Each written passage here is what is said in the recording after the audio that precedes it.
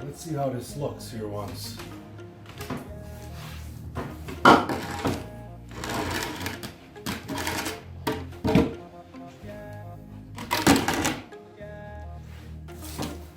That don't look too bad.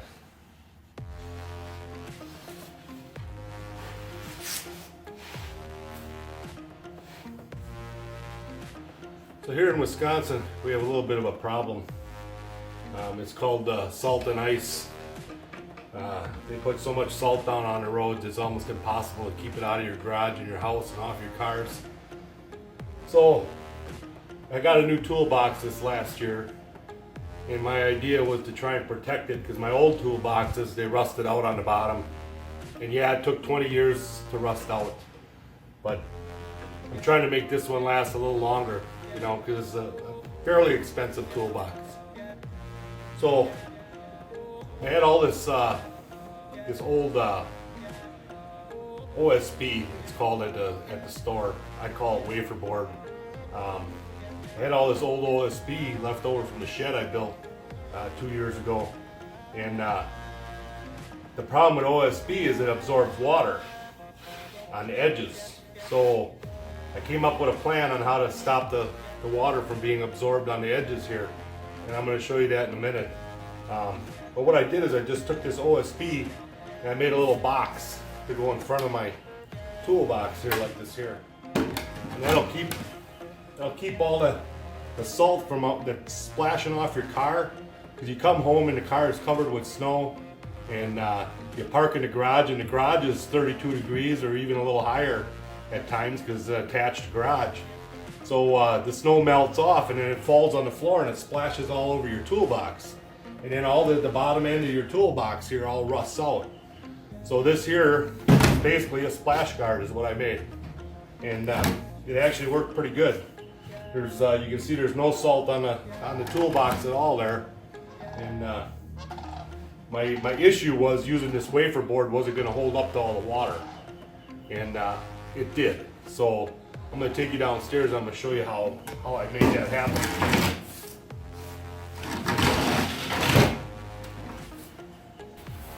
So you can see here on the floor all the salt built up here around this rug, and how it's pitted. It's pitted the concrete over. Well, this house was built in the 60s, so you know, whatever that is, 50 years. It's pitted the concrete, and it just keeps building up. I wash it out every year, but you can see areas where the stuff settles, where the water and the salt settles, it's chipping even more each year. There's more flakes coming off the concrete. But you know, that's a Wisconsin issue. That's something we got to deal with.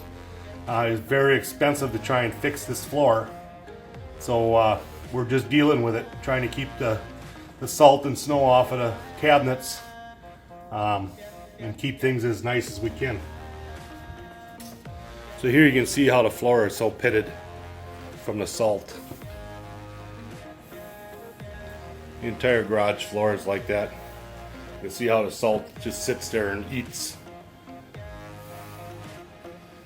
And we basically have to wait till spring to get that, to get in here with a hose. We take everything out of the garage and we just wash it all down and get it out of here.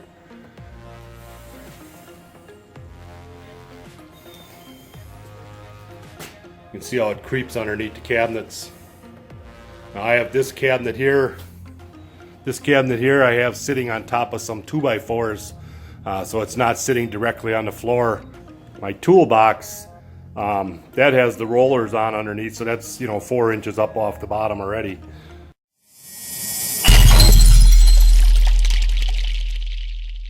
Okay, so here we are down in the shop. I'm going to show you how I sealed up this wood. So, for an example for you, I took a piece of this wood and I just stuck it in a bucket of water. Now you can see this is really swollen here, okay? So it absorbs the water, and even though it's exterior grade glued, you know, what they call CDX or whatever, this is still going to swell. The wood's going to soak it up, and the wood itself is going to swell. It's got nothing to do with the glue. because there's so many pieces of wood in here, there's so many different layers, it just keeps expanding as it gets wet. So my idea was to try and stop that from happening. Now there may be commercial products out there to do this. When it comes from the factory, it's painted, which stops it a little bit. But once you saw it, I mean, once you make a clean cut, that's exposed wood. There's nothing there. There's nothing sealing it anymore. So I don't know if you can see the difference here in thickness from a soaked one to one that was freshly cut. I mean, it's quite a bit difference already, you know? So all I did to make this work is I took some waterproof glue. This is an Elmer's brand. You can use any brand you want. I mean, there's all kinds of glues out there. There's construction glues. You just got to make sure it's waterproof, okay? And that it's gonna kind of soak in a little bit into the wood fibers. You probably don't want a plasticky glue that's gonna sit on top. Although that might work, I don't know. I never tried it, but this stuff kind of soaks into the wood. So all I do is I put a bead of glue on there.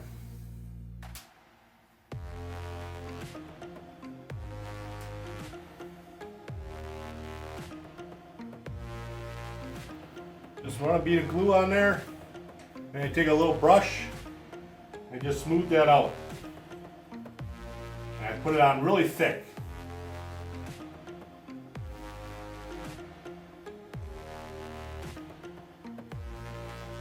I'm going to cover all the pores.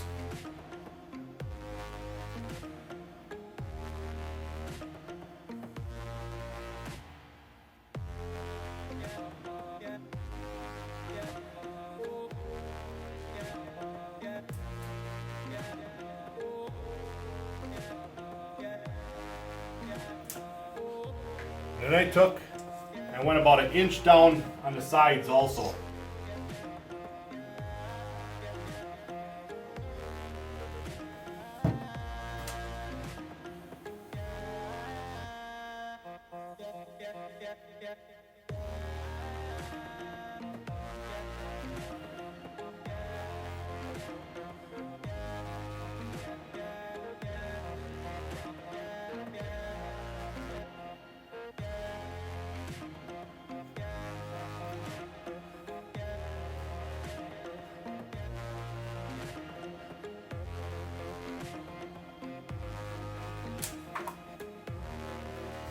Okay, there you go.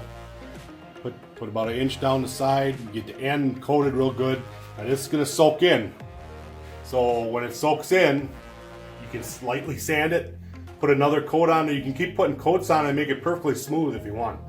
I think I did 2 or 3 coats on the one out there in the garage.